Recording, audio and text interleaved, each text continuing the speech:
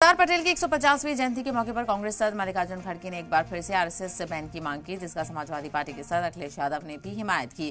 जिसके बाद सियासी भूचाल आ गया। मुख्तलिफ सियासी लीडरान के रद्द-ए-अमल भी आ रहे हैं। वहीं कोई हिमायत कर रहा है तो कोई खड़गे की बैन की मजम्मत कर रहा है। रिपोर्ट देखिए।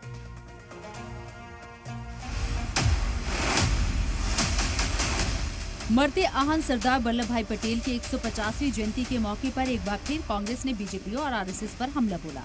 कांग्रेस सदस्य मल्लिकार्जुन खड़गे ने सरदार पटेल के पुराने फैसले को याद करते हुए आरएसएस पर बैन लगाने की मांग की। खड़गे ने चैलेंज करते हुए वजीर-ए-आज़म मोदी से कहा कि अगर पीएम मोदी लौह पुरुष सरदार वल्लभ भाई पटेल की नजरियात का एहतराम करते हैं तो आरएसएस पर बैन लगाएं। वैयक्तिक विचार है और मैं खुल के बोलूंगा, लगाना चाहिए, क्योंकि ये वल्लभ भाई पटेल जो चीजें हमारे सामने रखी है, अगर उसको मर्यादा प्रधानमंत्री देते हैं, शाह देते हैं, तो इसको होना चाहिए। वहीं इस मामले पर समाजवादी पार्टी के सदस्य अखिलेश यादव ने भी आरएसएस पर बैन लगाने की मांग की। समाजवादी पार्टी के सदस्य अखिलेश यादव ने कहा कि पटेल ने मुल्क को मुत्तहिद किया और किसानों के हक की लड़ाई लड़ी। सरदार पटेल ने आरएसएस पर बैन लगाया था और आज फिर किसी ऐसे लीडर की जरूरत है जो नफरत फैलाने वाली ताकतों पर लगाम लगाए।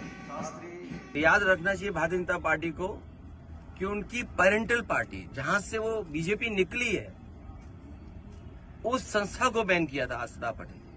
और आज जरूरत वही है कि कोई सरदार पटेल बने इस देश में और इस विचारधारा पर फिर बैन लगे।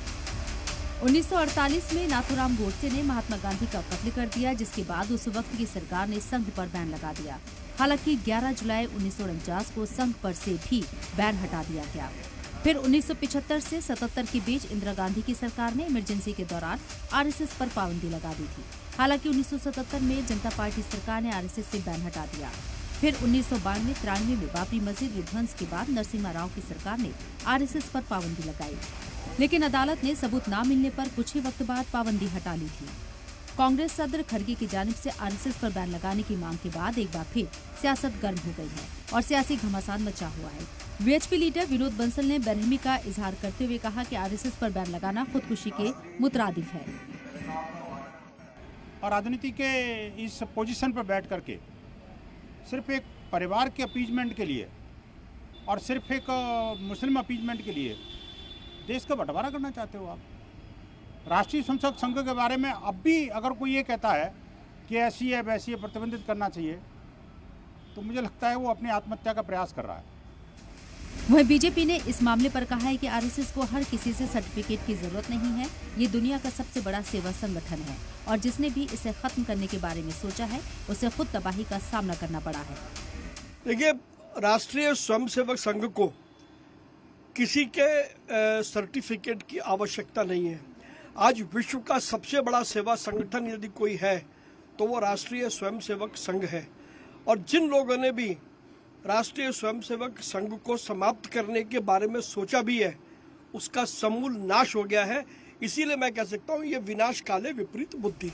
कांग्रेस लीडर कार्ति चिदम्बरम और तारिक अनवर ने भी खड़गे के बयान की हिमायत की। आरएसएस जिस तरह की सरगर्मियों में मुलव्विस है उस पर पाबंदी लगनी चाहिए। I mean, this kind of request obviously is not going to be acceded. There was a time in which the RSS was banned and then the ban was revoked. And then we have, I mean, the RSS is, I don't agree with the RSS BJP's political ideology, but I'm not too sure whether a ban is really feasible and sustainable in today's legal environment. And you've got to also understand that the government today is run by members right from the Prime Minister who are ardent members of the RSS. So, I mean, this kind of an argument asking for the RSS to be banned, how is this government going to do it? Of course, you know, no organization should indulge in any activity which causes some sort of distress to the unity and integrity of India. खड़गे जी की बात 100% सही है और जो उन्होंने कहा है कि आरएसएस जैसे संगठन को जिसने इस देश के महान शख्सियत, महान व्यक्ति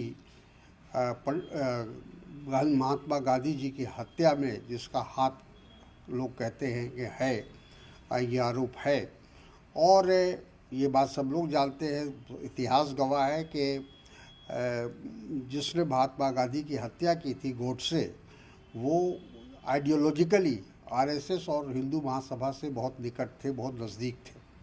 तो ऐसी हालत में उसको बैन किया था सरदार पटेल ने।